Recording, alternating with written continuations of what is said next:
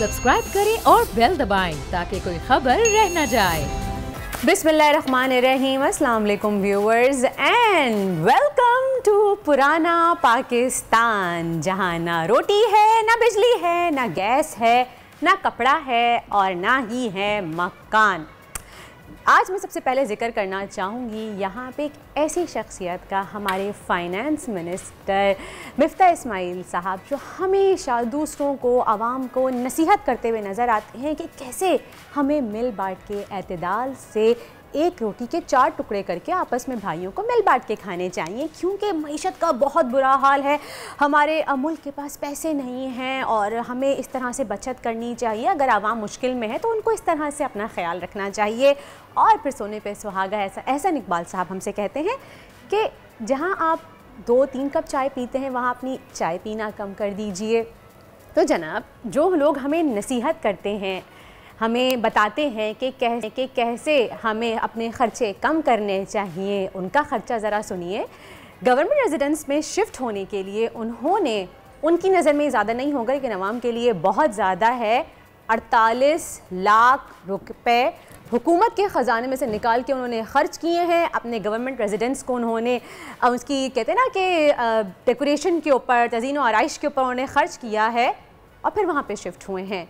48 लाख रुपए, 4.8 मिलियन। सोचें, जहां आप आवाम को कहते हैं कि वो एक रोटी में से 4 टुकड़े करके खाएं, एक भाई चौथाई हिस्सा खाए, वहां पे आप अपनी तज़ीन व आराइश के लिए, अपने ऐशो आराम के लिए 48 लाख रुपए खर्च कर देते हैं हुकूमत के पैसों में से। इसका जवाब कौन देगा? वैसे तो आपने डिनाइल कर दिया है, लेकिन सोर्सेस अब भी अपनी बात पे कायम हैं और इस बात को वो साबित कर रही हैं, वो बता रही हैं, वो कह रही हैं कि जी इतना ख़र्चा मिफ्ता इस्माइल साहब ने अपनी जो गवर्नमेंट रेजिडेंस देने के लिए उसके ऊपर उन्होंने ये ख़र्चा किया है। तो ये तो वही बात हो गई ना कि जनाब, आप बात करते हैं कि दूसरों को नसीहत और ख़ुद मियाँ फसीहत। ये कहाँ का इंसाफ है? ये क्या, इसको कैसे जस्टिफाई करेंगे आप? पहले मुझे ये बताइए। आप अपनी आवाम के मुंह से निवाला छीन रहे हैं और ख़ुद जो हैं वो आपको पता ही नहीं है कि आप कितना खर्चा कर रहे हैं। खैर, हम आगे मज़ीद बात करेंगे शो में। अपने कुछ जनाजे भी उठे हैं कल गाड़ियों के, बाइकों के, क्योंकि पेट्रोल की कीमतें तो आसमान छू रही हैं। ये भी आपको दिखाऊंगी, लेकिन पहले नज़र डाल लेते हैं एक बड़ी खबर पर।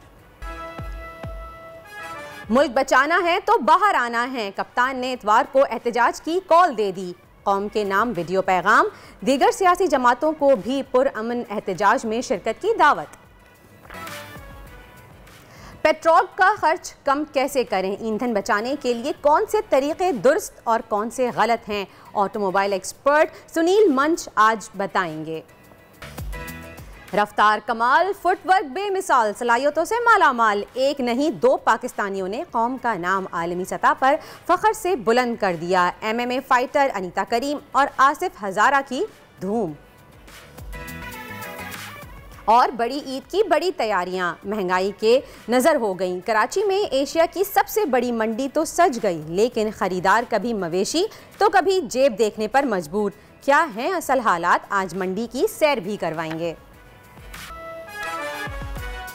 जी व्यूवर्स, कल ही हमने अपने प्रोग्राम में जिक्र किया था कि इस मुश्किल वक्त में आवाम की जो एक नज़र है, आवाम की नज़रें जो ढूंढ रही हैं, एक मसीहा को ढूंढ रही हैं और वो मसीहा है इमरान खान साहब। और उन्होंने कॉल दे दी है इतवार को महंगाई के ख़िलाफ़ एहतजाज की कॉल, यानी कि एक जद्दोजहद का फिर से सफ़र जो है उसका आगाज़ हो गया है। लेकिन आम आदमी पहले ही इस जद्दोजहद में लगा हुआ है, किस तरह घर के बजट को बचत में तब्दील किया जाए, क्योंकि पेट्रोल के दाम आसमान छू रहे हैं।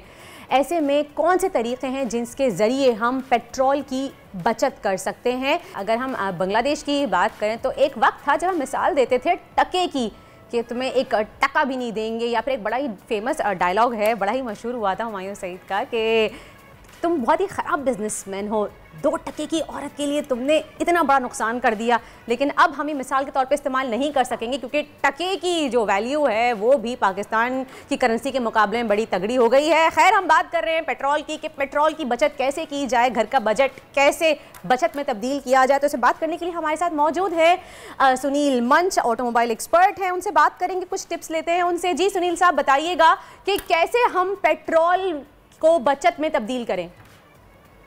जी अस्सलाम वालेकुम। वालेकुम अस्सलाम। पेट्रोल को बचत में तब्दील नहीं कर सकते, ये कर सकते हैं कि हम अपना बजट लेके फिर उसको बैकवर्ड वर्क कर सकते हैं। बिकॉज देखिए, ना तो हमारी इनकम बढ़ रही है, और जैसे अभी आप बात कर रहे थे कि रुपये की वैल्यू इतनी ज्यादा डिवैल्यू हो गई कि वो जिस तरह पहले तो हम कहते थे टके की नहीं रहेगी, अब तो टका हमसे ऊपर चला गया। सो हैविंग सेड दैट, हमें अपने बजट के अंदर रहना पड़ेगा। पेट्रोल अभी महंगा हुआ है, जो बजट आया था उसके मुताबिक अभी मेरा ख्याल है मजीद 14 रुपए और महंगा करेंगे, बिकॉज उन्होंने कहा था पेट्रोलियम लेवी जो है वो 30 रुपए पे लेके जाएंगे। तो गवर्नमेंट ने तो मेरा और आपका साथ नहीं देना, ना हमें किसी ने घर पे आके अलाउंस देना है। So the only option we have is कि हम अपनी हैबिट्स को चेंज करें, अपने फ्यूल के जो बिल है उसको कम करें। वो कैसे हो सकता है, उसके लिए 4-5 गवर्नमेंट दे तो रही है 2000 रुपए। देखिए, वो 2000 रुपए तो वो देते हो, तो उन्होंने अगर अभी तक टोटल आप करें तो 60 रुपए बढ़ा दिया था और 70 तकरीबन 80 के करीब बढ़ा दिया है। तो वो 2000 रुपए तो उस लिहाज से 2 दिन में खत्म हो जाएंगे, कुछ नहीं होना। बट वो भी 2000 रुपए जो है वो उन लोगों के लिए जो कि एक लोअर तबका है, जो कि इनकम में बहुत नीचे है, या जिनके पास मोटरसाइकिल है, उनके लिए तो ठीक है, सब्सटेंशियल अमाउंट है। लेट्स से अगर किसी की 20,000 इनकम है तो उसकी 10% अलाउंस बन गया वो। बट एनीबडी जो व्हाइट कॉलर पर्सन, जो आप और मेरी तरह जॉब कर रहा है, जो कि किसी जाके मांग नहीं सकता है या गवर्नमेंट की लाइन में नहीं खड़ा हो सकता, उसके लिए अपना एक बजट है, उस बजट के अंदर उसको अपनी जिंदगी गुजारनी है। और वो पेट्रोल का जो उसका अलाउंस एग्जांपल है, अगर मैं महीने का 10,000 रुपये पेट्रोल पे खर्च करता था तो अब मैं उसको 12 या 15 नहीं कर सकता, जबकि पेट्रोल महंगा हो गया। तो मैं अपने जिंदगी में से देखूंगा कि कौन सी जरूरियात हैं, कौन सी चीजें हैं जो कि मेरे लिए लग्जरी में आती हैं, कौन सी नेसेसिटी में। मैं वो ट्रिप करूंगा जो कि लग्जरी में आते हैं वो नहीं करूंगा। जो नेसेसिटी है, बच्चों को स्कूल लेके जाना है, खुद ऑफिस जाना है, वो कर लूंगा। दोस्तों से मिलने अगर मैं फर्क करें, हफ्ते में 2 दफा जाता था तो अब हफ्ते में 1 दफा जाऊंगा या महीने में 1 दफा चला जाऊंगा। एक तो ये हमें अपनी हैबिट चेंज करनी पड़ेगी। दूसरा, एज अ सोसाइटी हमें अगर राइट पुलिंग एक चीज होती है कि हम अपनी आपस में शेयरिंग करें। लेट्स से अगर आप ऑफिस में 3 कलीग आ रहे हैं और तीनों लदा गाड़ी पे आ रहे हैं, तो सड़क पे 3 गाड़ियों का रश भी है, 3 गाड़ियों में पेट्रोल भी लग रहा है। अगर आप राइट पुलिंग कर लेंगे, एक दिन आपकी गाड़ी पे आ जाए, एक दिन दूसरी गाड़ी पे आ जाए, तीसरे दिन तीसरी गाड़ी पे आ जाए, तो इस तरह सड़क पे 3 के बजाय 1 गाड़ी, यानी कि राइट शेयर कर ले। लेकिन सुनील साहब, मैं यहाँ पे आपसे कुछ सवाल करना चाहूंगी। कुछ ये मिथ्स हैं या ये हकीकत है कि कहा जाता है कि अगर 90 की स्पीड पे आप गाड़ी चलाएं तो पेट्रोल कम खर्च होता है, या फिर आप कहते हैं कि आप स्टार्ट गाड़ी बार बार करेंगे, रक्षा है, अगर रक्षा ड्राइवर्स हैं, बार जैसे अगर सिग्नल पे खड़े हैं तो गाड़ी न्यूट्रल ना करें, आप गाड़ी का इंजन बंद कर दें। लेकिन फिर कुछ लोग कहते हैं कि बार बार स्टार्ट करेंगे तो उससे ही पेट्रोल ज़्यादा इस्तेमाल होता है। तो इस तरह की कुछ टिप्स हैं आपके पास, तो मैं चाहूंगी आप शेयर करें हमारे व्यूअर्स के साथ। देखिए, स्पीड क्या, जहाँ तक आपने कहा, तो हाईवे पे तो हो सकती है 90, शहर के अंदर तो वैसे 90 एक सेफ स्पीड नहीं है। शहर के अंदर 40 to 60 का जो बैंड है स्पीड का, वो ऑप्टिमल होता है। अगर आप देखें तो जर्मन पुरानी गाड़ियों में 40 से 60 के ऊपर जो है ना, वो ऑप्टिमल का वो साइन भी बना होता है। सिमिलरली अगर आप आजकल की नई आने वाली गाड़ियों, उनमें इको की लाइट आ रही होती है, तो वो बेसिकली हायर एफ से ताल्लुक। अगर आप गाड़ी को ज्यादा पुश करेंगे, बार बार उठाएंगे और फिर एकदम ब्रेक लगाएंगे और ऐसे रास्ते में ज्यादा जाएंगे जहाँ पे ब्रेकिंग और रेस ज्यादा है, तो ऑब्वियसली गाड़ी पेट्रोल ज्यादा खाएगी। सो आपकी बेटर रूट प्लानिंग, किस टाइम पे आप जा रहे हैं वो, और गाड़ी की स्पीड अगर आप 40 से 60 के दरमियान रखेंगे तो तब है। दूसरी जो आप बात करी है, सिग्नल पे बंद कर देंगे या नहीं करेंगे। अब नई काफी गाड़ियां आ रही जिनमें इको आइडलिंग का एक फंक्शन होता है कि वो आपको जो है ना, बेसिकली फ्यूल सेविंग के लिए जब आप गाड़ी सिग्नल पे लेके जाते हैं तो गाड़ी ऑटोमेटिकली अपनी पावर कट कर देती है इंजन की, and the moment the signal goes green, आप रेस देते हैं तो दोबारा चल जाती है। वो भी तरीका है, बट उसमें आपकी गाड़ी का ऐसी काम छोड़ देता है। तो मेरे ख्याल से इस गर्मी में हमारे मुल्क में शायद सिग्नल पे बंद करना तो अक्लमंदी नहीं होगी, लेकिन आप अपने ट्रिप को बेहतर प्लान कर सकते हैं। आप ऐसे टाइम पे जा सकते हैं जब आपके पास, आपको अगर आप कराची में, आपको पता है कि मैं रात को 6 से 8 बजे अगर शारा फैसल के दरमियान जाऊंगा तो 2 घंटे ट्रैफिक जैम है ही है, लाजमी है। लेकिन अब ऑफिस टाइमिंग ऐसे हैं तो क्या करें सुनील साहब, ये भी तो मजबूरी है हमारी। और आपने बात की कि हम उस जगह जाना अवॉइड करें जहाँ पे थोड़े ज़्यादा खड्डे हैं या स्पीड स्लो होती है, तो हमारे यहाँ सड़कें भी माशाल्लाह हैं। अरे सुनील साहब, ये बताइएगा कि कहते हैं कि पेट्रोल बचाने का सबसे जो इम्पोर्टेंट तरीका होता है, अक्सर लोग देखते हैं कि एसी बंद करके चलते हैं, तो उसमें पेट्रोल में कितना फ़र्क आता है कि अगर आप बगैर एसी की गाड़ी चलाएंगे तो? देखिए, एसी से काफी फर्क पड़ता है। मतलब अगर आपकी गाड़ी ऑन एवरेज दे रही है, लेट्स से 12 किलोमीटर पर लीटर दे रही है, अगर आप एसी बंद कर देंगे तो 13-14 पे चली जाएगी, which comes out to be 10% आपका बचत हो जाता है फ्यूल का। 10%। बट अगेन मैं कह रहा हूँ, हमारे मुल्क में जितनी गर्मी है, अगर आप एसी नहीं बंद कर सकते तो अपने रूट को बेहतर प्लान करके, अगर आपको बार बार ब्रेकें नहीं लग रही, जैसे मैं शारा फैसल का या कराची का किसी भी इलाके की बात कर रहा हूँ, तो आप रश आवर को अवॉइड कर सकते हैं। ठीक है, आप बच्चों को स्कूल लेने जाने के लिए तो लेट नहीं हो सकते, लेकिन अगर आप ऑफिस में हैं और सारी दुनिया 6 बजे ऑफिस से निकल रही, तो रश होगा। आप घंटा ज़्यादा स्टे करके अगर चले जाएंगे तो आपका घर पहुंचने का टाइम ज़्यादा 10 से 15 मिनट का फ़र्क पड़ेगा। 6 बजे निकल के भी आपने 7 बजे पहुंचना है तो 7 बजे निकल के 7:15 बजे पहुंच जाए। That's a better option I guess. सही। अच्छा मुझे बताइएगा सुनील साहब कि इलेक्ट्रिक बाइक्स हमारे यहाँ पाकिस्तान में अब तक कामयाब क्यों नहीं हो पाई, जबकि देखा जाए तो बैरून मुल्क में या फिर इंटरनेशनली काफ़ी ज़्यादा इलेक्ट्रिक बाइक्स कामयाब हो रही हैं और चल रही हैं, हमारे पड़ोसी मुल्क में भी काफ़ी चल रही हैं, तो क्या वजह है कि हमारे यहाँ कामयाब क्यों नहीं हुई हैं अभी तक?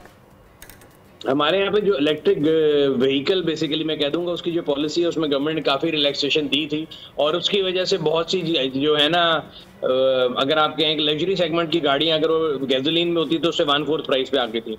बट अगर आप 3 व्हीलर या 2 व्हीलर की बात करें तो वो जो इलेक्ट्रिक है वो पेट्रोल वाले से महंगा है। रीजन बीइंग कि टेक्नोलॉजी जो है अभी नई है और उनकी जो भी रेंज है, चार्जिंग रेंज, वो भी इतनी ज्यादा नहीं है। मैं आजकल ट्राई कर रहा हूँ एक गाड़ी बाइक की, इनफैक्ट वो आई है यहाँ पे पाकिस्तान में, उनमें चार्जिंग रेंज के इश्यूज ये हैं, वो 60 किलोमीटर चलती है एक चार्ज में, चार्ज 8 घंटे का है। अब कल रात से मैंने चार्ज पे लगाई है, बत्ती जाती है आती कम है तो चार्ज नहीं है। मैंने अगर दफ्तर जाना है इस टाइम पे इलेक्ट्रिक बाइक पे तो मैं कैसे जाऊंगा? एंड बिल्कुल अभी प्रैक्टिकल बात है, अभी आपसे फोन से पहले मैं देखा था कि वो चार्ज पूरी नहीं हुई। तो ये हमारे यहाँ भी इलेक्ट्रिसिटी के इश्यूज हैं, चार्जिंग नेटवर्क्स के इशू हैं। एंड अगेन लग्जरी सेगमेंट अगर आप गाड़ियाँ देखेंगी तो आपको बहुत सी नजर आ जाएंगी, बट रीजन ये है कि वो गाड़ियाँ अगर आप पेट्रोल मंगाती हैं तो उससे 4 गुना महंगी पड़नी थी। लेकिन जब आप मोटरसाइकिल पे आते हैं तो आपको अगर एक CD70 या 12 इसकी कीमत जो है लेट्स से लाख रुपए है, बट इलेक्ट्रिक बाइक शुरू 2.5 लाख से होगी बिकॉज टेक्नोलॉजी अभी महंगी है। तो इसलिए आप एडॉप्शन आपको नजर नहीं आ रही। सही। अच्छा अभी कुछ अर्सा पहले आपने एक वीडियो शेयर की थी जिसमें आपने जिक्र किया था कि एयर फिल्टर और ऑयल फिल्टर अगर हम चेंज करते तो उससे ही पेट्रोल पे काफ़ी फ़र्क पड़ता है, तो मैं चाहूँगी कि वो भी आप ज़रा ऑन एयर बता दें ताकि हमारे व्यूवर्स को कुछ फ़ायदा हो जाए उससे।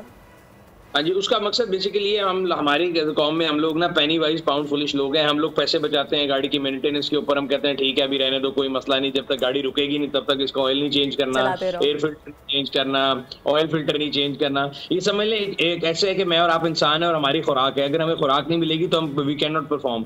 सिमिलरली अगर गाड़ी का आप एयर फिल्टर चेंज नहीं करेंगे वो चोक होगा तो गाड़ी का समझ लें सांस रुक रहा है, वो बेचारी मर मर के चल रही है तो वो क्या फ्यूल एवरेज देगी। इसी तरह ऑयल फिल्टर चेंज नहीं करेंगे तब भी यही मसला है, और अगर मोबिलाइल टाइम पे चेंज नहीं करेंगे तब भी जो उसकी ऑप्टिमल फ्यूल बर्निंग है वो नहीं होगी। तो इन तमाम चीज़ों को अगर आप टाइम पे नहीं करेंगे, उसकी ट्यूनिंग नहीं करेंगे, उसके प्लग्स चेंज नहीं करेंगे, उसका फ्यूल फिल्टर नहीं चेंज करेंगे, तो इन सब चीज़ों से गाड़ी की जो फ्यूल एवरेज खराब होती है। तो अगर आप चाहते हैं कि आपकी गाड़ी बेहतरीन फ्यूल एवरेज है तो आप उसका टाइमली ऑयल चेंज कराएं, एयर फिल्टर चेंज कराएं, ऑयल फिल्टर चेंज कराएं, प्लग्स को चेक करते रहें, और इस तरह की सारी। उसके अलावा टायर जो है, टायर्स बड़ी इंपॉर्टेंट रोल प्ले करते हैं। लोग कहते हैं शायद टायर का कोई ताल्लुक ही नहीं है आपकी फ्यूल एवरेज से। मेरे ख्याल से सबसे इंपॉर्टेंट कंपोनेंट टायर है। अगर वो टेढ़े हैं, खराब है, उनमें हवा कम है तो ऑब्वियसली वो भी आपकी फ्यूल एवरेज को अफेक्ट करे। अच्छा, यानी कि टायर से भी फर्क पड़ता है। बहुत बहुत शुक्रिया सुनील मंच साहब आपका, आपने हमें टिप्स दी, हमारे साथ शेयर किया, हमें बताया कि जी एयर फिल्टर और ऑयल फिल्टर भी चेंज करना लाजमी है। गाड़ी को मेंटेन रखना बहुत ज़रूरी है। हम बचत के चक्कर में मेंटेनेंस को डिले करते रहते हैं, फिर आखिर में इतना बड़ा फटका हमें पड़ता है कि फिर हम सर पकड़ के बैठ जाते हैं। एक मिसाल है, पैर पे कुल्हाड़ी मार ली, तो ये वाली वो बात है कि आपने जी नहीं, आपने खुद ही अपना नुकसान कर लिया नून लीग ने, कि जिस तरह की उन्हें इस वक्त हुकूमत में आए हैं वो लोग और जिस तरह की महंगाई का सामना है आवाम को, अब मुझे मुश्किल लग रहा है कि ये हुकूमत में कभी कह सकते हैं कि जी हम बड़े तजर्बाकार हैं और हम मुल्क को बेहतर कर देंगे। तो आई एम सॉरी, ये लोग, मुझे लग रहा है कि या हमारी आवाम को लग रहा है कि हुकूमत फेल हो चुकी है। खैर बहरहाल ये बातें तो चलती रहेंगी, लेकिन अब मैं आपकी मुलाकात करवाना चाहूँगी एक ऐसी पाकिस्तानी खातून, मैं कहूँगी नहीं खातून तो नहीं, वो खातून नहीं है, वो लड़की हैं जो मिक्स मार्शल आर्ट के मैदान में भी अपना नाम मनवा रही हैं। और मैं थोड़ा सा बताना चाहूँगी कि हुंजा से इनका ताल्लुक़ है और 3 भाइयों की ये इकलौती बहन है। और जब हम इकलौती बहन का जिक्र सुनते हैं तो हमें लगता है कि जी लाड प्यार में पली होगी, बहुत नाजों से पाला होगा, हाथ के छाले की तरह इसको संभाल के रखा होगा, लेकिन नहीं भाई, ऐसा बिल्कुल नहीं है। अगर अनीता करीम को आप देख लेंगे जिनका ताल्लुक़ हुंजा से है और ये 3 बहनों की एक वाहिद बहन है, जिस तरह से ये मर्दाना तरीके से ये अपने ढिशुम ढिशुम करती हैं और सामने वाले हरीफ को चित कर देती हैं। ओहो, अनीता करीम हमारे साथ मौजूद है, उनसे बात करते हैं। जी अनीता, अस्सलाम वालेकुम एंड वेलकम टू दुनिया बोल है। वालेकुम सलाम, thank you so much. Anita, पहले मुझे ये बताएं कि आपके 3 भाई हैं और आप इकलौती बहन हैं। उसूलन तो होता ही है कि बहन को बड़े नाजों से पाला जाता है, हाथ का छाला बना के रखा जाता है, मगर आपकी ट्रेनिंग तो मुझे बड़ी टफ लग रही है।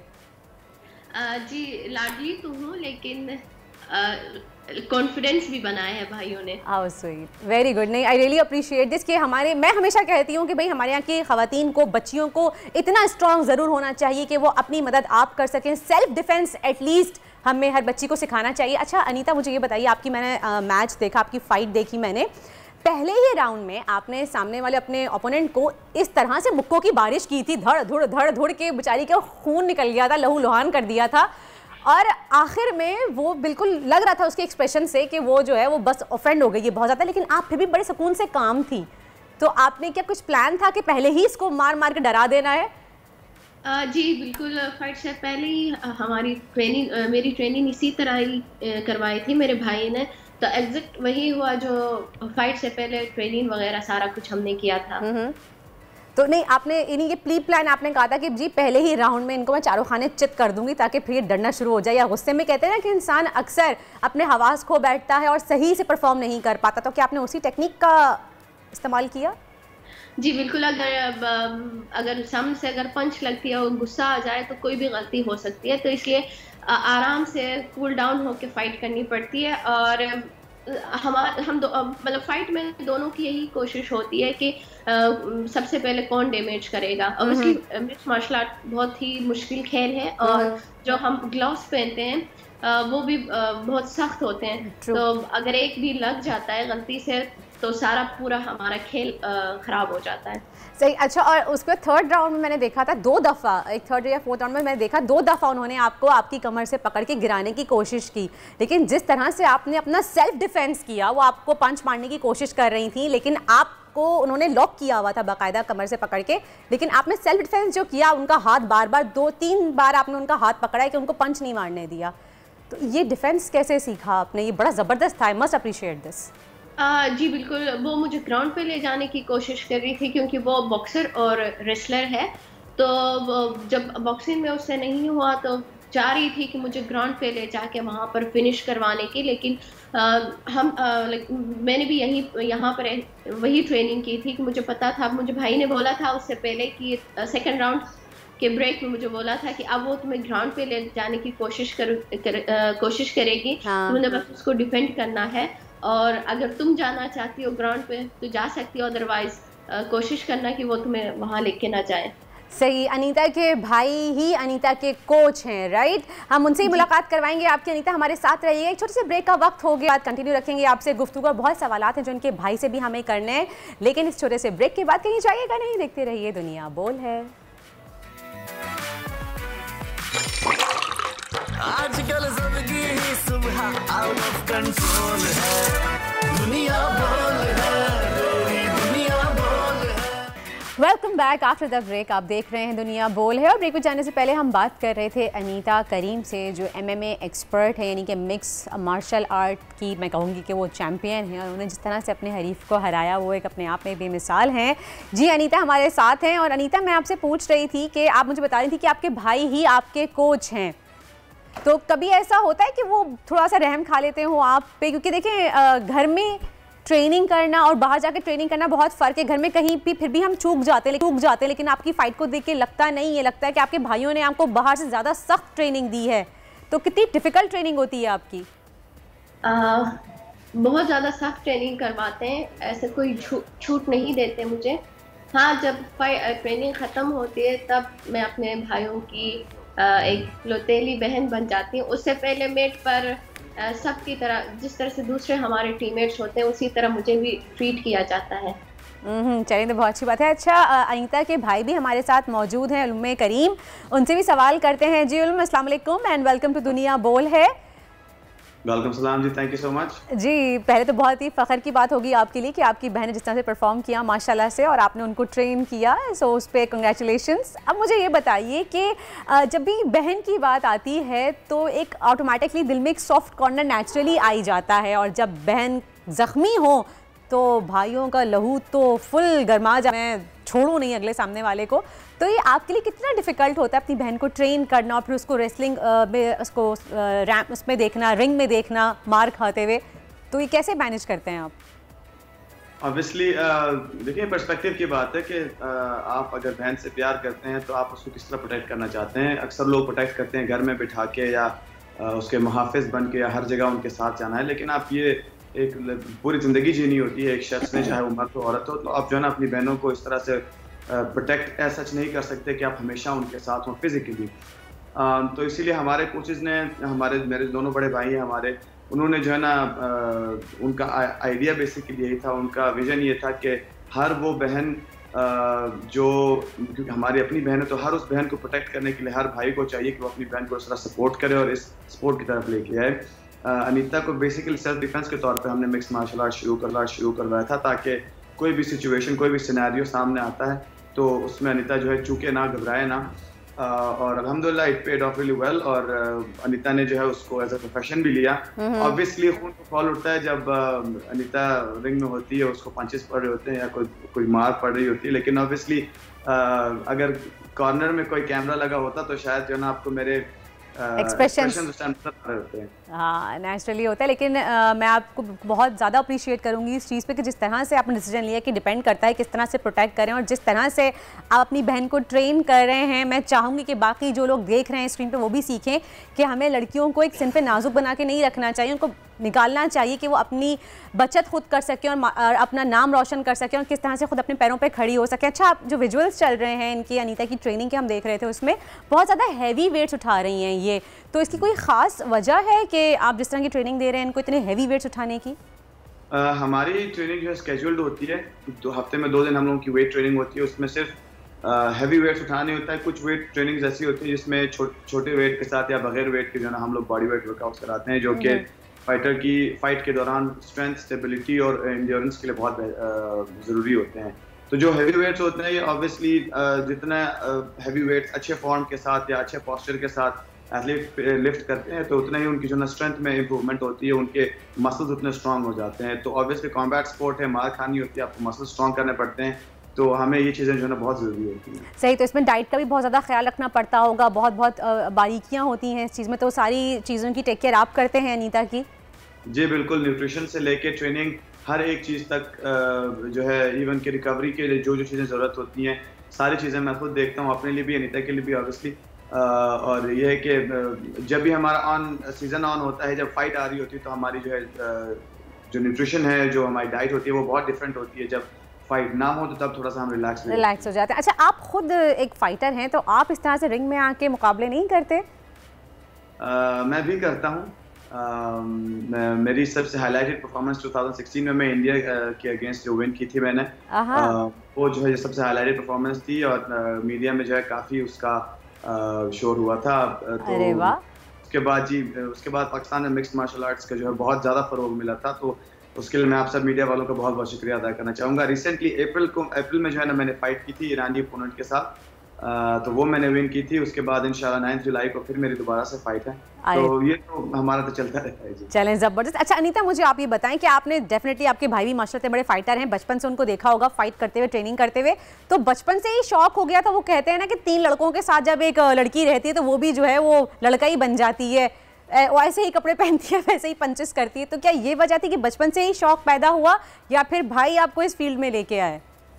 नहीं, बचपन से ही शौक था। बचपन में अपने भाइयों के साथ में ताइक्वांडो करती थी, फिर उसके बाद पढ़ाई की तरफ गई। फिर जब इस्लामाबाद पहुंची, ऑब्वियसली भाई सारे इस तरह से ट्रेनिंग कर रहे थे मिक्स मार्शल आर्ट के उस पर, तो मेरा भी बड़ा शौक था कि अगर मैं कहीं पर भी जाऊं तो मैं खुद जाऊं, अकेली जाऊं। और अमूमन बाहर यही होता है, जैसे भाई ने बोला कि माशरे में कि अगर आप कहीं पर भी जाते हैं तो साथ उसका भाई होता है, उसके वालिद होते हैं। तो बचपन से यही मुझे ट्रेनिंग मेरे भाइयों ने करवाई, मेंटली मुझे इतना स्ट्रॉन्ग बनाया कि नहीं, अगर तुम कहीं पर भी जा सकती हो, तुम अकेली जा सकती हो। और इसलिए बस मैंने मिक्स्ड मार्शल आर्ट अपने लिए चूज़ की।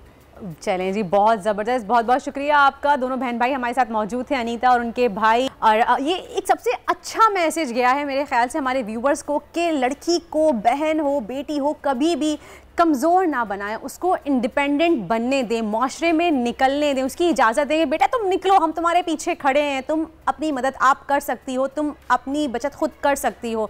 तुम 10 लोगों के बीच में भी चली जाओ, तुम्हें पता होना चाहिए कि तुम कैसे स्टैंड करोगी वहाँ पे, और तुम किसी से कम नहीं हो। तो ये सीख अगर हम अपनी बेटियों को दे दें तो शायद हमारे माशरे में जिस तरह के हालात पैदा होते हैं वो ना हो। और जब बात आ रही है इंडिपेंडेंट होने की, तो मैं आपको बताऊं एक ऐसी लड़की से, बल्कि एक ऐसी बच्ची से मिलवाऊं मैं आपको कि महंगाई और बेरोज़गारी से परेशान होकर ये कराची की एक बाहिम्मत बच्ची है, जिसे मैं कहूँगी कि जो हमारे माशरे की एक स्ट्रिक्ट रिस्ट्रिक्शंस होती हैं ना, कि हमारे माशरे का नज़रिया होता है देखने का कि जी लड़की ये काम नहीं कर सकती, इसने वो काम कर दिखाया है। और वो काम है रिक्शा चलाना। यानी कि अलीशा नन्ही सी 17 साल की उम्र में अपनी फैमिली को सपोर्ट करने के लिए, जिस तरह से मुल्क के हालात चल रहे हैं, महंगाई इतनी ज़्यादा उरूज पर है, अपने घर वालों की रोज़ी रोटी के लिए वो रिक्शा चलाती हैं। आपकी मुलाकात भी कराते हैं और कुछ सवालात भी करेंगे उनसे। तो अलीशा, अस्सलाम वालेकुम एंड वेलकम टू दुनिया बोल है। बेटा, मेरे पास अल्फाज नहीं हो रहे बयान करने के लिए कि जब आपने मुझे बताया कि आप सबसे छोटी हो अपने घर में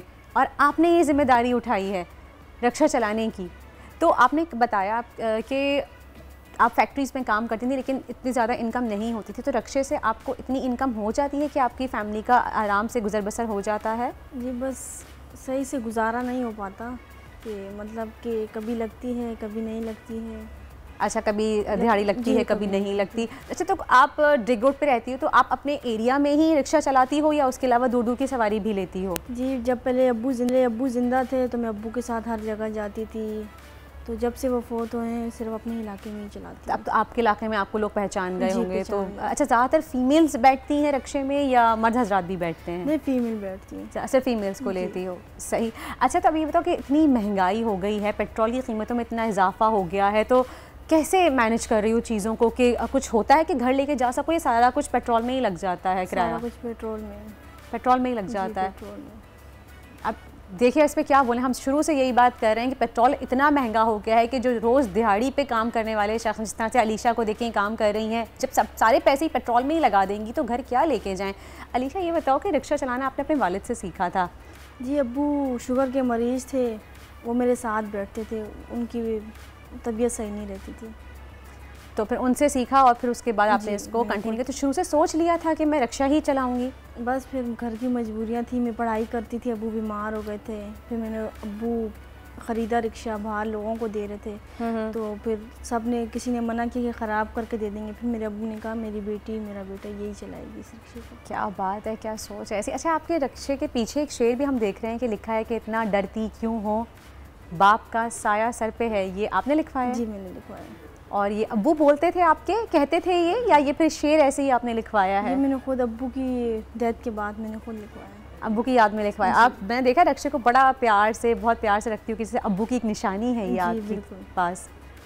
अच्छा, मुझे ये बताओ, कभी देखिए हमारे यहाँ माशरा बहुत ख़राब है, कोई ये देखता नहीं है कि अगर कोई लड़की घर से निकल रही है तो किसी मजबूरी के तहत निकल रही है।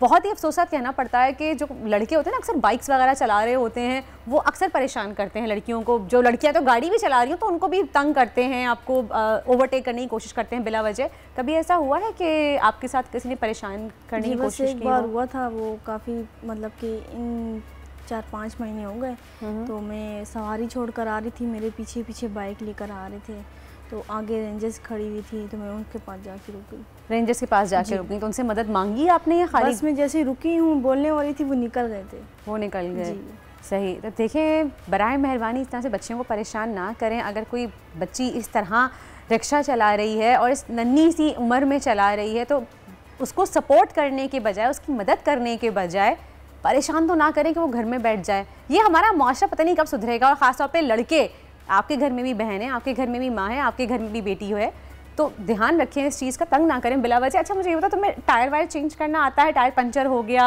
या रिक्शे में अक्सर देखा है कि ख़राबी आ जाती है, या फिर कनेक्शन दिया हुआ होता है पेट्रोल का अलग से, तो ये सब कुछ करती हो? जी, बस पहले नहीं आता था सब कुछ, पर अब आने, जैसे जैसे वक्त गुजर रहा है सब आने लग गया। टायर वायर चेंज करना आता है? वैसे लोग आकर मदद कर देते हैं। अच्छा, लोग आके मदद करते हैं, दूसरे रिक्शे वाले जो होते हैं। तो कभी हुआ है कि कहीं सवारी पे जा रही हो और रिक्शा बंद पड़ गया, ख़राब हो गया, तो फिर खुद से ही सही किया? नहीं, कभी मेरे से सही हुआ ही नहीं। कोई ना कोई आके मदद कर देता है, या हमारे घर में मैकेनिक के पास पहुंचा देते हैं। मैकेनिक के पास पहुंचाते हैं, लोग हेल्प कर देते हैं ना। How sweet of them. अच्छा, कभी चालान वालान पड़ा? पुलिस वाले ने रोका, ट्रैफिक पुलिस ने रोका है कि इधर आ जाओ? रोकते हैं, पर वो जेंट समझ के जब देखते हैं लड़की भी छोड़ देते हैं। लड़की से छोड़ देते हैं कि चलो गलत भी चला रही है। कभी हुआ है कि नो एंट्री में चली गई हो या रॉन्ग वे पे चली गई हो? नहीं, मुझे सब पता है कि सब पता है। रूल्स पता है कि अच्छा मुझे बताओ कि मेरी रिक्शे की स्पीड क्या होती है, कि अक्सर मैं देखा रिक्शे वाले जो ना धड़ धड़ धड़ धड़ चला रहे होते हैं, वो जंप्स आ रहे हों, कुछ भी आ रहे हों, स्पीड ब्रेकर्स आ रहे हों, रिक्शा चलता रहता है, चलते रहते हैं। नहीं, मेरे साथ मैंने कभी ऐसे नहीं किया। मैं अपनी सीट पे चलाती हूँ, रिक्शा स्लो स्पीड पे चलाती हो, आराम आराम से अपनी लेन में। तो फिर थोड़ा तेज चला लेती। किस पे? फैमिली हो साथ तो। अच्छा, साथ आपकी फैमिली हो? जी, मेरी अम्मी वगैरह हो। अच्छा, तो फिर तेज चला लेती हो, वो सवारी हो तो हल्का चलाती हो। चलो अच्छी बात है, बहुत अच्छी बात है, सेफ ड्राइव करो। अच्छा ये बताओ, पढ़ाई का क्या इरादा है, आगे कंटिन्यू कर रही हो पढ़ाई साथ साथ, या फिर पढ़ाई छोड़ दी है? पढ़ाई अबू बीमार थे, कब से छोड़ दी मैंने। कब से छोड़ दी है? अब्बू जब से बीमार थे। अच्छा, अब्बू जब से बीमार थे, तब से पढ़ाई छोड़ दी है। फिर घर के हालात ऐसे थे, फिर रिक्शा लिया, रिक्शा चलाना शुरू किया। तो रिक्शे में तुमने टाइमिंग्स रखी हुई हैं कि इन टाइमिंग्स पे चलाती हो? क्योंकि डेफिनेटली मर्द हजरात की तो बहुत आसान होता है कि चाहे वो देर रात भी चला रहे हों, सवारी ले रहे हों, देर से निकल गए, दूर दराज चले गए, तो आप तो एक तो अपने इलाके में चलाती हो, और फिर टाइमिंग्स कुछ मखसूस किए हुए हैं इसके? जी, टाइमिंग सुबह 8 से लेकर तो कभी 9 भी बज जाते हैं, फिर शाम 6-7 बजे तक चलाती हूँ, मगरिब से पहले पहले। अच्छा, मगरिब से पहले पहले आप घर आ जाती हो। अच्छा, अभी तो पेट्रोल भी इतना महंगा हो गया, जितना आपने खुद बताया कि जितना आप कमाती हो सारा पेट्रोल में चला जाता है, और मगरिब से पहले पहले आप घर आ जाती हो, तो गुजारा कैसे होता है? कितनी बचत होती है आपको डेली बेसिस पे? मैं पूछ रही हूँ अंदाजन, कितना भर लेके जाती हो? अगर कभी दिहाड़ी 800, 900, कभी 400, कभी 300, इस तरीके से फिर रोज़ के अलग कर देते हैं, अखराजात बहुत हैं, बस इसी तरीके। तो रोज़ के 300-200 एवरेज आप अलग कर देती हो, बाकी सारा पेट्रोल में चला जाता है। और कितने तक की तुम दिन में सवारी ले लेती हो, बिठा लेती हो? 1500, 2000, 2500? नहीं, सिर्फ मैं अगर कभी कभार लग जाए 1000 तक, 900 तक, कभी बिल्कुल भी नहीं कमाती। कभी बिल्कुल भी नहीं हो पाता, सारा पेट्रोल में लग जाता है। तो फिर उस दिन घर में कैसे गुजारा होता है? बस अल्लाह है, अल्लाह रिस्क दे देने वाला, अल्लाह ही रिस्क दे देता है। कोई हुकूमत से अपील करना चाहोगी बेटा? जी, बस मैंने की भी है, हर जगह अपील की भी है कि मैंने घर का बोला है, घर किराए का है, कोई भाई नहीं है, 6 बहनें, तो बस सबकी कॉलें भी आती, जब से मीडिया में आई हूँ कॉलें भी करते हैं सब, पर जैसे प्रॉपर किसी ने हेल्प नहीं की। प्रॉपर हेल्प नहीं की किसी ने, सिर्फ आपको पूछ लेते हैं। और कितने अरसे से आप रिक्शा चला रही हो? जी, मैं 1 साल से रिक्शा चला रही हूँ। 1 साल से? यानी कि तुम 16 साल की उम्र से रिक्शा चला रही हो? 16 साल की उम्र से। I am speechless, seriously. 16 साल की एक बच्ची, जो उम्र किताबों में ध्यान देने की होती है, पढ़ाई पे ध्यान देने की होती है, खेल कूद की उम्र होती है, उस उम्र में ये बच्ची अपनी फैमिली को सपोर्ट करने के लिए रिक्शा चला रही है। और ऊपर से माशाल्लाह सोने पे सुहागा हमारी हुकूमत के पेट्रोल इतना महंगा कर दिया कि बच्ची आपके सामने बैठ के बोले, कभी कभी तो ऐसा होता है कि मैं कुछ लेके ही नहीं जा पाती घर पे, सारा पेट्रोल में ही चला जाता है। बराए मेहरबानी मेरी हाथ जोड़ के अपील है हुकूमत से और बाकी लोगों से भी कि प्लीज़ खुदारा महंगाई को कंट्रोल करने की कोशिश कीजिए, ऐसे लोगों का ख्याल कीजिए जो लोग इतनी मुश्किल से मेहनत करके अपने घर 2 वक्त की रोटी के लिए कुछ पैसे लेके जाते हैं। बेटा अलीशा, मैं यहाँ पे आपको खड़े होके मैं कसम से मैं आपको सलाम पेश करना चाहूँगी हमारी तमाम बहनों की तरफ से, सबकी तरफ से, कि तुम इतना अच्छा काम कर रही हो कि अपनी फैमिली को सपोर्ट कर रही हो। अल्लाह तुम्हारी रोज़ी में, रिस्क में बरकत दे। और यहाँ पे जो लोग भी हमारा शो देख रहे हैं, अगर इसके वसीले से हुकूमत से या फिर कोई भी तुम्हें, कोई NGO कोई भी तुम्हें कॉल करे और सपोर्ट करे, बहुत बहुत शुक्रिया तुम्हारा आने का शो पे आप आई। और I am really really really proud of you. तुम्हारी माँ को, तुम्हारे वालिद को ज़रूर तुम पे फ़ख्र होगा इस वक्त कि उन्होंने तुम्हारे जैसी बेटी उन्हें मिली है। तो ये देखिए आप, इस तरह की चीज़ें होती हैं कि यार ज़िंदगी इतनी अनप्रेडिक्टेबल है, इतनी मुश्किल है। खैर इस वक्त एक ब्रेक का वक्त हो गया है, मिलते हैं छोटे से ब्रेक के बाद। आजकल ज़िंदगी ही सुबह आउट ऑफ कंट्रोल है, दुनिया बोल है, दुनिया बोल है।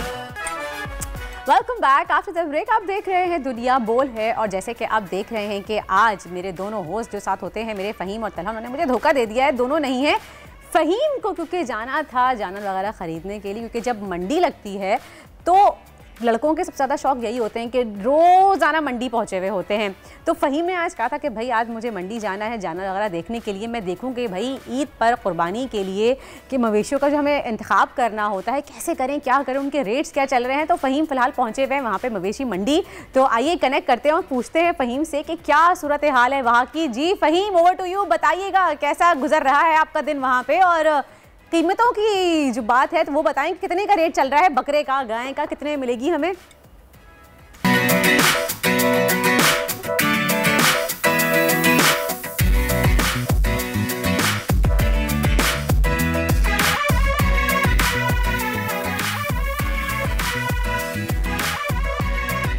अस्सलाम नाज़रीन, मैं फ़हीम खान और दुनिया बोल है मैं आपको खुशामदीद कहते हैं। जैसा कि आप जानते हैं कि बकरा ईद का सीज़न आ चुका है और हर कोई इस वक्त मंडी में घूम रहा है, तो हमने सोचा क्यों ना हम भी किसी फार्म का रुख करें और हम आ गए हैं मेहरान कैटल फार्म, जहाँ पर हम यहाँ के जानवर भी देखेंगे। बहुत ही अच्छे और यूनिक जानवर भी आए हुए हैं, बकरे भी आए हुए हैं, बैल भी हैं, बछड़े भी हैं, बछियाएँ भी हैं और बहुत कुछ है। खैर इनके CEO से भी बात करेंगे और आपको ये बताते चलें कि देखिए, अगर आप जानवर लवर हैं तो आपके लिए ज़रूरी है कि आपको जानवर के बारे में वो सब पता हो जो कि हमें नहीं मालूम, जैसे कि कौन सी नस्ल का है, जैसे कि कितने वज़न का है, जैसे कि कितने दांत का है, जैसे कि किस क्वालिटी का है। तो अब आपकी मुलाकात भी करवाते हैं और साथ में बात भी करते हैं। यहाँ के जो CEO हैं राशिद साहब, वो यहाँ खड़े हुए हैं। अस्सलाम वालेकुम।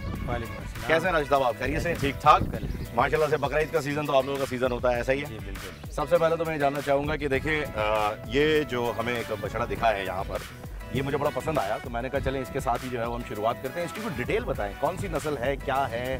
ये ब्राह्मण नस्ल है, थाई और अमेरिकन नस्ल है ये। अच्छा जी बिल्कुल। ये क्रॉस ब्रीड होती है? नहीं, ये है रेयर, बहुत रेयर ब्रीड है ये वाली। ये बहुत ज़्यादा जो है वो। पर इस ब्रीड पे हम पाकिस्तान पे भी काम कर रहे हैं, मतलब हम क्रॉस करा रहे हैं हमारी साहिवाल चोलिस्तान नस्ल से। इसका वेट क्या होगा? इसका वेट होगा अप्रॉक्सीमेट मीट वेट होगा इसका तकरीबन 30 मन के करीब होगा। 30 मन के करीब इसका होगा मीट। ओके, और इसका अभी क्या है लाइव वेट तकरीबन 60+ और कितने दांत है ये दांतों में अभी ये 8 दांत हुआ है। 8 दांत है। और इसके पैसे क्या होंगे? पैसे अराउंड 50 लाख से करीब है भाई। ये पकड़िएगा रस्सी, शुक्रिया जी। तो नाज़रीन, आप जैसे कि देख सकते हैं कि जानवर बहुत ज़्यादा महंगे। क्या वजह है? ये मुंह से आग निकालता है या इसके पर भी हैं? ये क्या इतने महंगे होने की क्या वजह है? ये जो है ना, हमारे हालात वजह है, हमारे हालात ने चारों तरफ से आग निकाल दी है। हो ये वजह है। और गवर्नमेंट को ही आप रिस्पॉन्सिबल कर रहे हैं इसके लिए भी? नहीं, हर शख्स। अच्छा, आए ज़रा आपके फॉर्म का चक्कर भी लगाते रहते हैं। और ज़रा हमें बताइए, तो 50 लाख रुपए का आपने सदमा में दे दिया, कोई गरीबों के लिए भी कोई गुंजाइश वगैरह है यहाँ पर या नहीं? पाकिस्तान कराची में तो स्पेशली सभी कोई गरीब रहा ही नहीं। ये भी एक बड़ा अच्छा जानवर। जी, ये हमारी चोलिस्तानी ब्रीड है, ये बछड़े हैं ये भी। अच्छा, ये भी बछड़े हैं? जी। ये जोड़ी है मेरे ख्याल? ये जोड़ी है। ओके भाई, ज़रा दिखाएं। और कितने दांत हैं ये? 6 दांत है। ये 6 दांत है। Very good. ये भी ये चोलिस्तानी ब्रीड होती है? जी। ज़बरदस्त। अच्छा, ये जोड़ी के कितने पैसे हैं इसके? ये 40 लाख की जोड़ी है। क्या मुझे बता दिया अगर मैं प्यार ना करूँ? प्यार करने के पैसे नहीं। अच्छा, प्यार करने के पैसे नहीं है। चले, अच्छा है, माशाल्लाह बहुत प्यारे, बहुत खूबसूरत जानवर है। मुझे बताइएगा कि ये गवर्नमेंट चेंज होने का कोई असर पड़ा इसमें? हाँ, पहले अगर स्पीड जो थी महंगाई की, वो अगर वो 100 पे जा रहा था तो गवर्नमेंट चेंज होने से 200 पर हो गई है। अच्छा, ओके।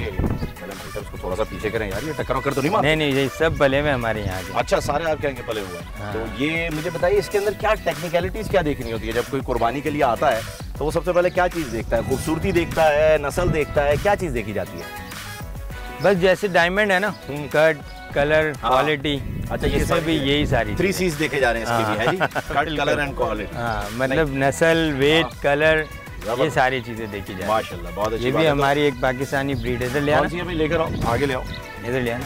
मैं थोड़ा सा पीछे हो जाऊँ, आप भी मेरे ख्याल में इस तरफ आ जाए। जी। ये कौन सी नस्ल है? ये भी हमारी चोलिस्तान नस्ल है। अच्छा। ये हमारी होम ब्रीड है।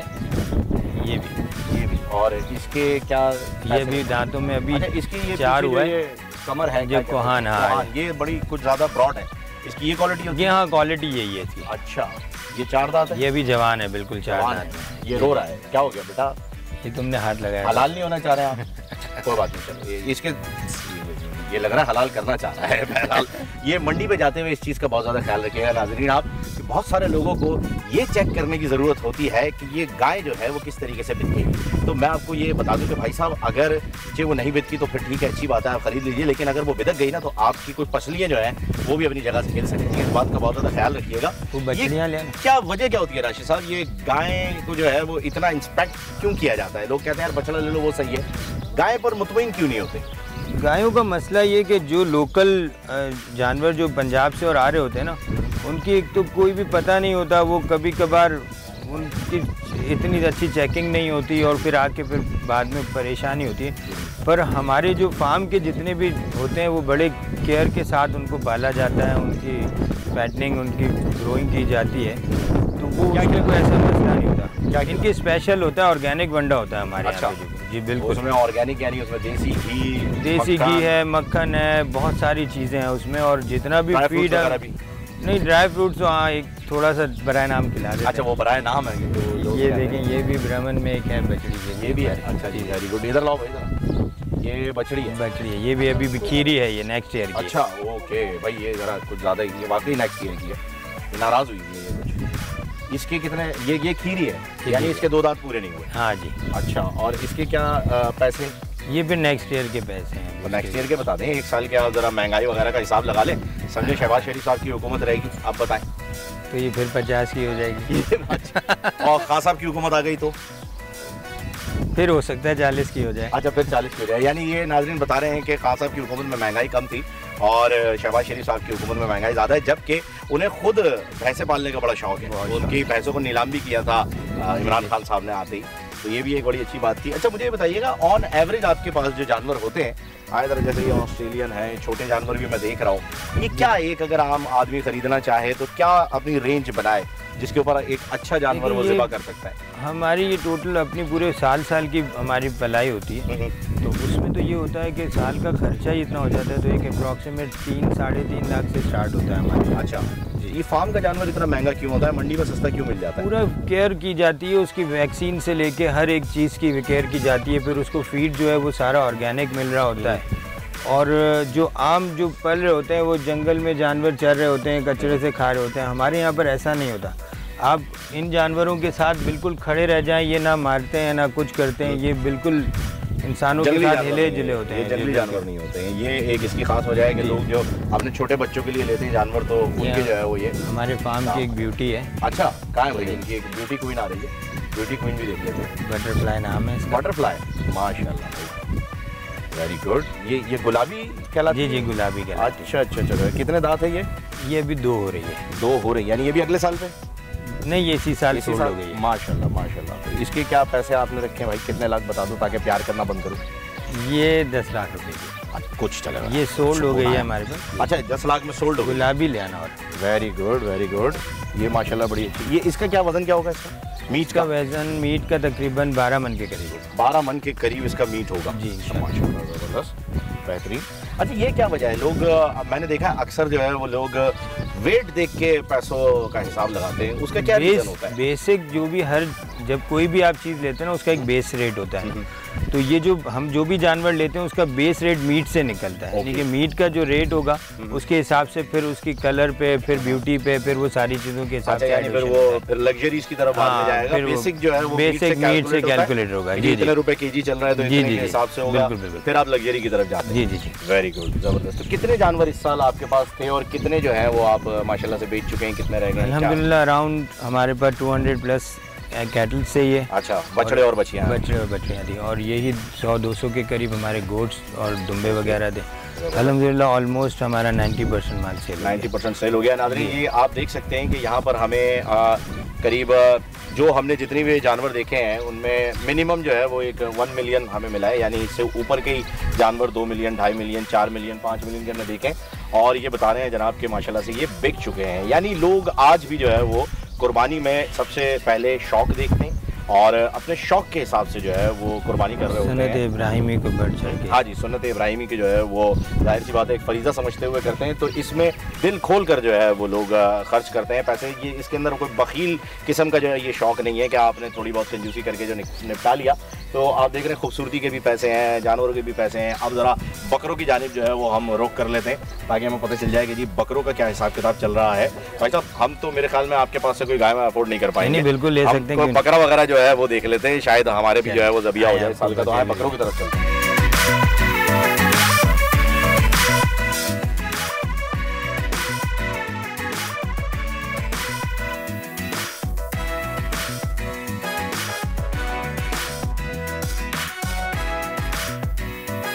ये कौन सी नस्ल है भाई? ये हमारी अपर एरियाज की नस्ल है, अफगानिस्तान से। और अच्छा, ये इन जगहों पे बर्फीले इलाकों, पानी इलाकों में। तो ये चल जाएंगे हमारे इस वेदर को कर लेंगे या एसी लगाना पड़ेगा? नहीं, हमारे पास पूरा साल हर गर्मी में भी बल्ब। वाह वाह वाह। अच्छा, ये एक ही है या इसके जैसे और भी है? और भी है। तो जरा भगाएं ना यार इनको, थोड़ा सा दौड़ाएं। क्या इनकी क्वालिटी क्या है? तो उधर से ले आओ। आपने इन्हें कोट क्यों पहनाया हुआ है? कोट कहाँ पहना है? अच्छा ये कुदरती फर है? कुदरती फर है। अच्छा अच्छा, मुझे लगा कोट पहने हुए हैं ये। वो क्या है, वो महंगे वाले अलग किए हुए, सस्ते वाले अलग किए हुए, क्या सिस्टम है ये? हाँ ये कैटेगरीज बनाई हुई है हमारे पास। अच्छा, ये कैटेगरीज है। ये कैटेगरीज भी नस्ल के हिसाब से होती है? हाँ नस्ल वेट के हिसाब से होती है वो। ये दूध पिलाया जा रहा है भाई, ये देख लें आप, देख सकते हैं बकरों को जो है वो दूध पिला रहे हैं। ये इन्हीं की बकरियों में से निकला हुआ दूध है जो इन्हें पिला रहे हैं, या ये अलग से? ये काऊ। अच्छा ये बफेलो काऊ मिल्क है। ओके, काऊ मिल्क जो है वो इनकी खुराक में दिया जाता है। ये इसके बारे में बताया राशिद साहब, ये क्या चीज़ है? ये कपले हैं हमारे, ये भी सिंध की नस्ल है। अच्छा ये बकरे दुम्बे मिक्स है कुछ या क्या है? नहीं ये बकरे हैं। ये बकरे ही हैं? हाँ, इनको ऐसे पाला गया है कि दूध और मक्खन और अच्छा माशाल्लाह नादों से पले हुए हैं ये? जी बिल्कुल। क्या बात है, क्या बात है। ये बिक चुके हैं या बिकने वाले हैं? नहीं ये सोल्ड के लिए है। अच्छा ये अभी सेल के लिए है, अभी सोल्ड आउट नहीं हुए। ये कितने दांत हैं और क्या वजन है इनका, इसके बारे में कुछ बताएं। 6 और ऑलमोस्ट इनका जो है वजन 100 kg के करीब होगा। एक मीट वेट 100 kg मीट। भाई कितने रुपए किलो है भाई बकरे का गोश्त? 1800 2000 से हिसाब लगाया, 100 का तो 2 लाख। अबे भाई हम पैसे नहीं पूछेंगे बकरे के, हमें आइडिया हो गया है। अब हम भी सीख गए हैं यहाँ पर रह के नाजरीन कि कैसे जो है वो पैसे निकलवाने। आप वेट का पता लगा ले और फिर आइडिया कर लेंगे कितने का होगा, तो आप बस पैसे वैसे चले आप बता दें कि रखे हुए क्या है आपने इनके दाम? इनके हमने 3 लाख रुपए एक के रखे। 3 लाख रुपए एक के रखे हुए हैं। चले माशाल्लाह अच्छी बात है, वैसे खूबसूरत है भाई। शौक की कोई कीमत नहीं होती है नाजरीन। यार ये देखे यार, ये माशाल्लाह ये बड़े क्यूट है। अच्छा ये बताइए मुझे राशिद साहब, ये आपने बताया अपर एरिया की ब्रीड है, कोई बर्फानी इलाकों वाले ठंडे इलाकों में रहते हैं? अफगानी ब्रीड कहलाती है। और ये इन इलाकों में मैनेज कर लेते हैं इजीली? जी बिल्कुल, इनको बस रोज शावर करना पड़ता है, बात देना पड़ता है। अच्छा इनकी थोड़ी केयर जो है वो आपको करनी पड़ेगी, एक्स्ट्रा केयर। तो इनका क्या, ये मेरे ख्याल में वजन के हिसाब से नहीं जाने वाले, तो अपने खूबसूरती पे है ना? खूबसूरती पे जाता है। एवरेज इनका वेट क्या होता है वैसे मीट? एवरेज मीट वेट जैसे वो बड़ा बकरा है उसका तकरीबन 40 kg के करीब होगा, और ये नॉर्मल 25-30 ऐसे kg। ओके, और पैसे क्या होते हैं इनके भाई? पैसे 1.5 लाख 2 लाख। अच्छा वेट के हिसाब से 1.5 2 2.5 में जाता है। तो मेरे ख्याल में इसमें मुझे जो सबसे कमज़ोर वाला कोई एक नज़र आ रहा है तो वो 1.5 लाख का होगा। 2 लाख का होगा। 2 लाख का होगा वो। अच्छा यार वैसे हमारा मूड तो बन रहा है एक आध बकरे का जो है कोशिश करते हैं कि कुछ पहले तो मैं कोशिश करूँगा सालान वर्दा कि मैं PR पैकेज पे लेने की कोशिश करूँ, लेकिन मुझे लग नहीं रहा कि मिल पाएगा, महंगा है। डिस्काउंट कराने की कोशिश करेंगे। सर ज़रा देख लीजिएगा, शो के बाद जो है वो हम कोशिश करेंगे कि अगर डिस्काउंटेड हो जाए कुछ तो ये हम कर लेंगे। ये इसका मुँह क्यों बांधा हुआ है आपने, ये क्या है? ये दुम्बा है ना? ये तो ये थोड़ा सा एंग्री होते हैं ये। अच्छा ये टक्करे मारने वाले होते हैं? जी करीब। अच्छा ये मोहल्ले के जो शरारती बच्चे होते हैं वो उन पे छोड़े जाते हैं ये दुम्बे? ये डॉट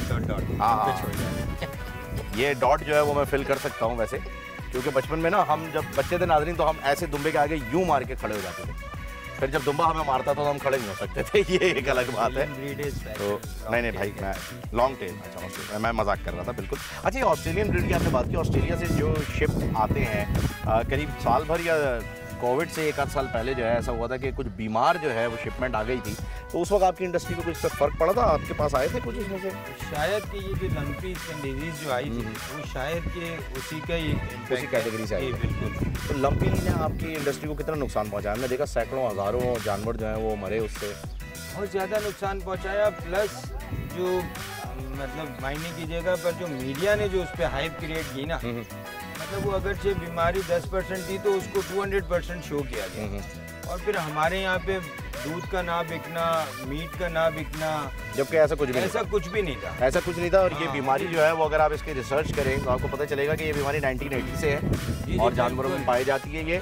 और इसके साथ साथ इसमें नाज़रीन आप इसका दूध और गोश्त सब इस्तेमाल कर सकते हैं। ये इसकी वेबसाइट के ऊपर जो एनिमल्स डिजीज़ की वेबसाइट है वहाँ पूरी इन्फॉर्मेशन अवेलेबल है, जो कि आगा खान यूनिवर्सिटी हॉस्पिटल ने पब्लिश की थी, लेकिन काफ़ी अर्से बाद। जहाँ आपने मीडिया को कसूरवार ठहराया राशिद साहब, तो मैं आपको बताऊँ कि ज़्यादा ये न्यूज़ जो स्प्रेड हुई थी और ये जो वीडियोज़ फैली थी ये सोशल मीडिया पे बहुत ज़्यादा फैली थी। और आजकल मीडिया से ज़्यादा लोग सोशल मीडिया की खबर पे जो है वो यकीन करने लगे हैं, क्योंकि वो सालों पुरानी खबरें जो हैं वो दोबारा चलाते हैं और पता नहीं किस किस बीमारी में मरे हुए जानवरों को दिखाते रहते हैं। फिर एक दौर ऐसा भी आया था कि हमने 700 साढ़े 700 रुपये किलो चिकन खाया, ये लंपी डिजीज़ की वजह से। फिर उसके बाद चिकन के अंदर जो है वो ये एक न्यूज़ फैलाई गई सोशल मीडिया पे कि बीमारी आ गई है, तो ये गोश्त महंगा हो गया बकरे का और फिर चिकन सस्ता हो गया था। तो ये सारी चीज़ें तो मेरे ख्याल में एक दूसरे की इंडस्ट्री को मेरे ख्याल में, मैं अगर गलत नहीं हूँ तो एक दूसरे को टफ टाइम देने के लिए ये टैक्टिक्स होते रहते हैं। खैर नाज़रीन, आपने जैसे कि देखा कि अगर आप मंडी जाते हैं, मार्केट में जाते हैं, तो आपके पास कोई बैकग्राउंड चेक नहीं होता।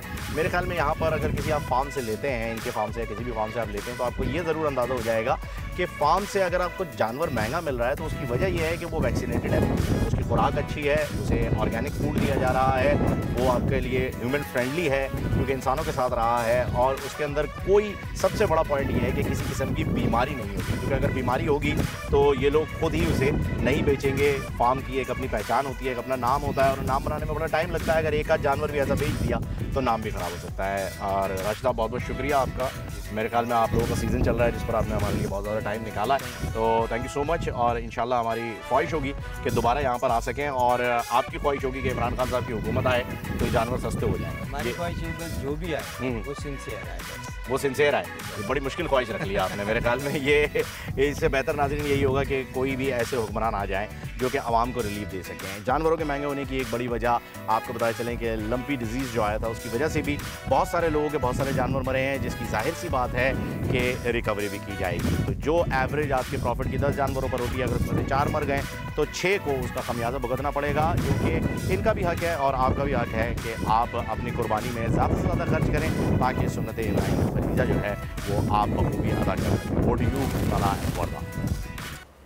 जी, तो देखा आपने कि जानवरों की कीमतें कहाँ पहुँची हुई हैं, पेट्रोल की तरह आसमान छू रही हैं। और फिर जब बात आती है कि जो भी हुक्मरान आए, सिंसियर आए, तो ये वाली ख्वाहिश तो हो गई कि हज़ारों ख्वाहिशें ऐसी कि हर ख्वाहिश पे दम निकले। खैर चलें जी, आगे बढ़ते हैं, शो को आगे बढ़ाते हैं, आपकी मुलाकात करवाते हैं ऐसे ज़बरदस्त और एक ऐसे बेहतरीन टैलेंट से जिसके मैं थोड़ा जिक्र करती चलूँ कि एक्चुअली अभी अबू धाबी में हुआ था global chef challenge congress 2022 organised by world chef association, जहाँ पे 110 से ज़्यादा ममालिक ने पार्टिसिपेट किया था। और वहाँ पे एज ए जज, ये पाकिस्तान के लिए एक बाइसे फ़ख्र बात है, वहाँ से एज ए जज जो है वो रिप्रेजेंट किया था पाकिस्तान को हमारे president of KCA chef Afzal ने, जो कि पाकिस्तान के वाहिद और पहले ही इंटरनेशनल लेवल के एक जज हैं जो वाइट जैकेट को प्रमोट करते हैं इंटरनेशनली। उनसे ही मुलाकात करवाएंगे आपकी। अस्सलाम वालेकुम शेफ़ एंड वेलकम टू दुनिया बोल है। KCA के प्रेसिडेंट दी शेफ़ अफजाल इंटरनेशनली हमारा नाम रोशन करते हैं, बहुत फेमस हैं हर जगह इनका। अगर आप बाहर मुल्क में कहीं भी चले जाएं, शेफ़ अफजाल को कोई नहीं, ऐसा कोई भी नहीं होगा जो ना जानता हो। खैर, मुझे ब्रेक के लिए कहा जा रहा है। मजीद शेफ़ आपसे मैं बात करूंगी, कंटिन्यू गुफ्तगू में नहीं चाह रही कि कोई ब्रेक आए, तो इसलिए मैं अभी ब्रेक ले रही हूँ। जल्दी से चाहिए ब्रेक पे और वापस आइए और फिर हम कंटिन्यू डिस्कशन करेंगे शेफ़ अफजाल के साथ।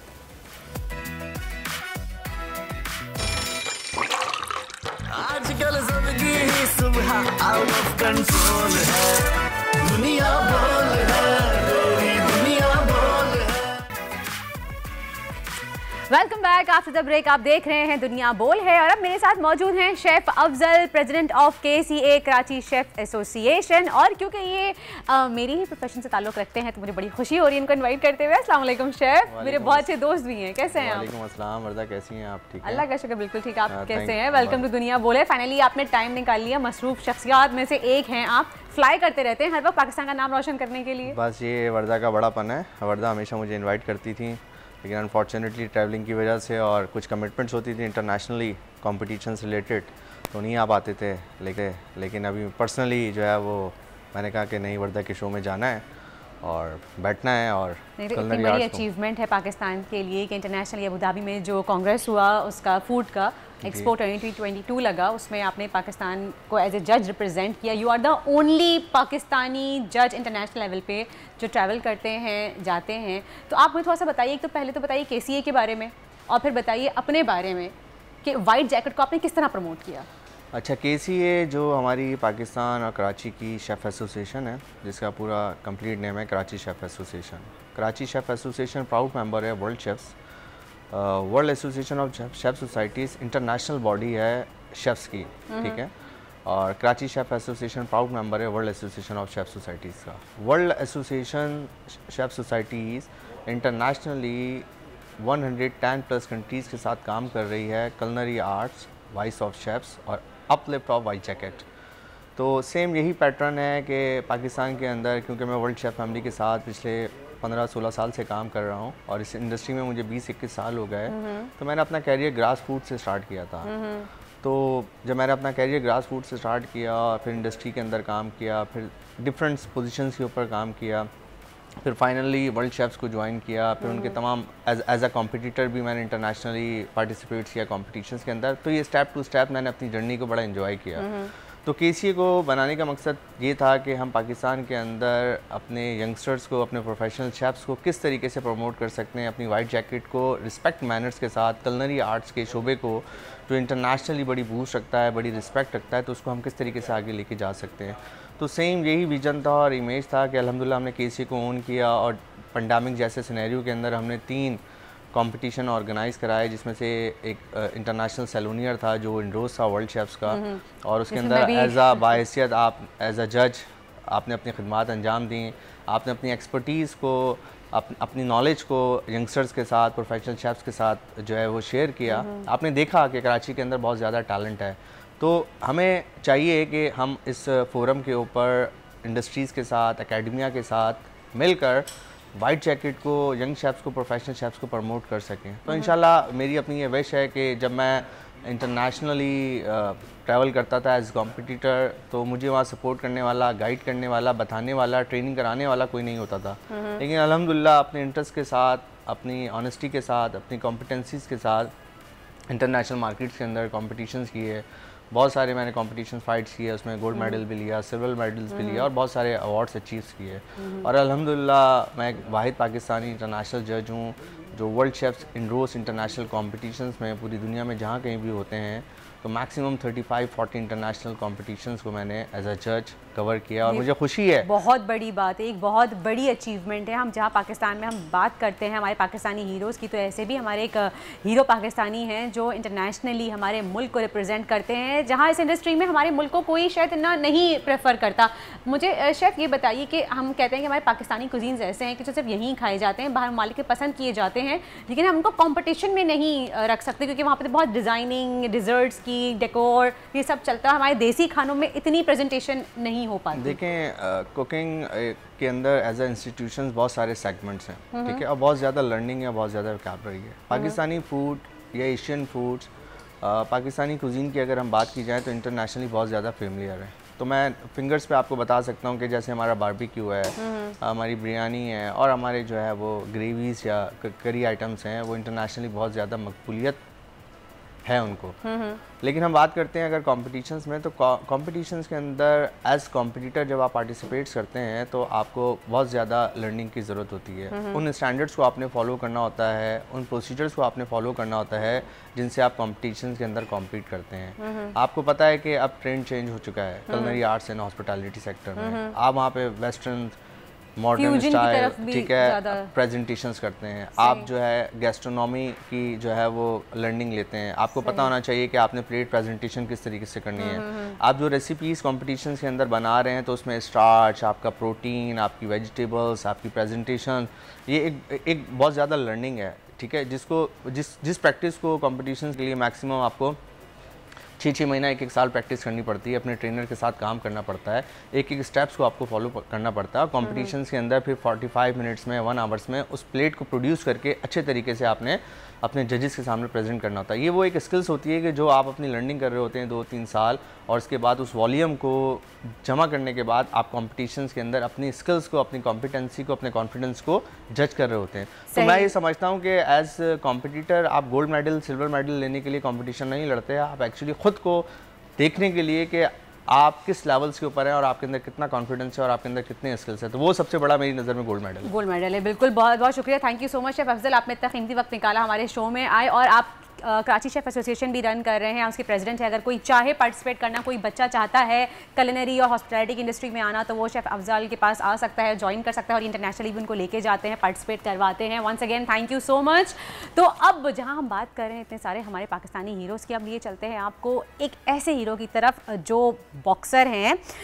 गिलगित के लाला खान स्टेडियम में, वहाँ पर एक बॉक्सिंग में खेले गए एक मैच हुआ था बैनुल अक़वामी सतह पर, उसमें उन्होंने साउथ सुपर फ्लाई वेट का एजाज़ जीता और साथ ही साथ वो जो हैं 7 बार नेशनल चैम्पियनशिप भी जीत चुके हैं, गोल्ड मेडलिस्ट भी रह चुके हैं और वर्ल्ड बॉक्सिंग एसोसिएशन के नाम पे पाकिस्तान का फ़ख्र भी है। उन्होंने हमें हमारा सर मज़ीद फ़ख्र से बुलंदी कर दिया। हमारे साथ मौजूद हैं आसिफ हज़ारा जी। अस्सलाम वालेकुम एंड वेलकम टू दुनिया बोल है। अस्सलाम वालेकुम, थैंक यू मैम।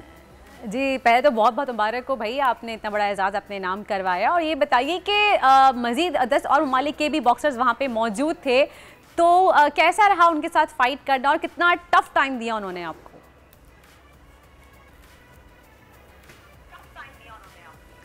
जी बिल्कुल, देखिए मुझे बहुत काफ़ी खुशी हुई क्योंकि मैं अपने कंट्री में फ़ाइट किया और आवाम की जो मोहब्बत थी, दोस्त थे, जो गरीब के दोस्त थे, बहुत सपोर्ट किया मैं। और वहाँ के जो आर्मी थे GB की, उसके भी बहुत शुक्रिया कि उन्होंने सपोर्ट किया। उस्मान वज़ीर का अपना जो प्रमोशन है यूट्यूब का, उसने बहुत काफ़ी सपोर्ट की और बहुत अच्छा फील किया क्योंकि अपने हवाम के अंदर क्राउड में खेलना उसका डबल ही खुशी हुई थी क्योंकि जो हमारे हवाम में अपने बॉक्सर को, फाइटर्स को, हीरो को लाइव देख रहे और बहुत इनको ने मोहब्बत दी। गिरगिट वालों ने बहुत इज्जत से नवाजा और थैंक यू सो मच गिरगिट वाले आपका। अच्छा जी, ये बताइए कि आपके जो ओपोनेंट बॉक्सर्स थे, सबसे ज़्यादा मुश्किल किससे फाइट करने में आपको हुई?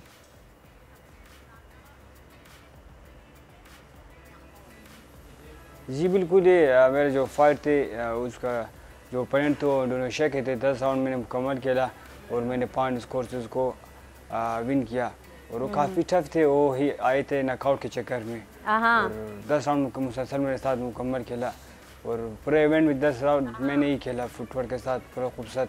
और क्राउड को मैंने बहुत हंसाया कि उस कहा कि पाकिस्तान में कोई टैलेंट की कमी नहीं है। बिल्कुल, ये बात बिल्कुल सही कि अच्छा टाइटल इतना बड़ा आपके नाम हो गया है, तो इसमें कैसा महसूस हो रहा है आपको कि आपको कहीं लगा था कि टाइटल आप हार जाएंगे या आप में ठानी हुई थी और आपको पक्का यकीन था कि नहीं जी टाइटल मैं ही जीतूंगा?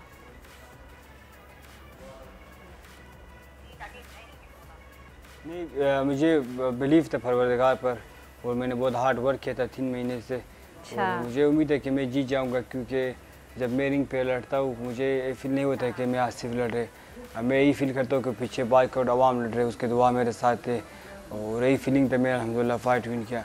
और मैं हमेशा पूरा उम्मीद से जाता हूँ कि मुझे अपने परवरदिगार पर बिलीव है मुस्लिम होने के, फिर मैं अल्हम्दुलिल्लाह फ़ाइट विन करता हूँ।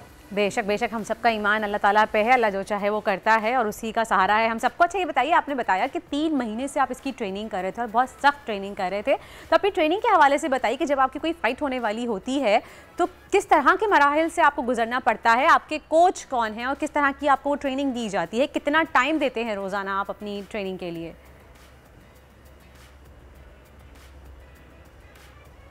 जी बिल्कुल, अगर देखा जाए सुबह मॉर्निंग ट्रेनिंग में होते हैं 1.5 घंटे और आफ्टरनून होते 1.5 घंटा, सवा घंटा, उसमें हम लोग प्रॉपर ट्रेनिंग करते हैं। वो सुबह को जो होते हैं फिज़िकल करवाते और शाम को टेक्निकल करवाते, बॉक्सिंग के बारे में काम करते, बॉक्सिंग स्किल पे। और जो मेरा कोच है बेसिक बाबाई बॉक्सिंग अबीबुल्लाह जाफरी है, कैप्टन अबीबुल्लाह जाफरी, और जो टीम वजीर का कोच है और सर महबूब है और सर इस्मत है और सर रज़ा है। तो काफ़ी सारे कोच हैं आपके। कितने सालों से आप कर रहे हैं ये चीज़ बॉक्सिंग? जी मैं 14 साल से कर रहा हूँ क्योंकि मैं 7वीं जगह का तालिब इल्म था।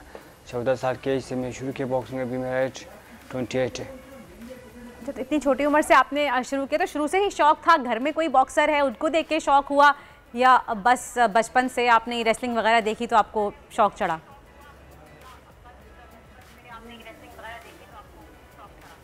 जी बिल्कुल, ऐसे है कि हमारे इलाके के जो लोग हज़ारा कम्युनिटी कोयटा में, वो लोग बहुत स्पोर्ट को शौकीन है, मखसूस फुटबॉल, कराटे और बॉक्सिंग की। और हमारे के जो लोग थे जो कल उसका यौम शहादत भी थे सईद इब्रार हुसैन ओलंपियन बॉक्सर, और जो बहुत इलाके में काम के बॉक्सिंग के बारे में। और हमारे जो उस्ताद है बाबाई बॉक्सिंग कैप्टन अबीबुल्लाह जाफरी, उन्होंने बॉक्सिंग बहुत प्रमोट किया। फिर वहाँ से शौक़ ज़्यादा हो गया। बट छोटा थे जब 7वीं जगह की तालीम था, स्कूल में महल्ले में शरारत ज़्यादा करता था, लड़ाई भी करता था। फिर वहाँ से कुछ शौक़ ज़्यादा हो गया, फिर घर वाले ने भी सपोर्ट की थोड़ा बहुत, फिर मैंने बॉक्सिंग ज्वाइन किया। अल्हम्दुलिल्लाह आज आपके सामने हूँ। चलें जी, बहुत बहुत शुक्रिया आपका आसिफ हज़ारा, आपने हमें अपना कीमती वक्त दिया और हमारी दुआ है कि अल्लाह ताला आपको और कामयाबी रही, हमारे मुल्क का नाम रोशन करते रहें। जना तो इसी के साथ ही शो का वक्त ख़त्म हो चुका है। आपसे मुलाकात होगी अब पीर को कुछ नई स्टोरीज़ के साथ, कुछ नए टैलेंट्स के साथ। टिल देन अपना बहुत बहुत ख्याल रखिएगा, दुआओं में हमें और हमारी टीम को याद रखिएगा, हमारे मुल्क को ही बिल्कुल याद रखिएगा। Till then take good care of yourself. अल्लाह हाफिज़ एंड हैप्पी वीकेंड।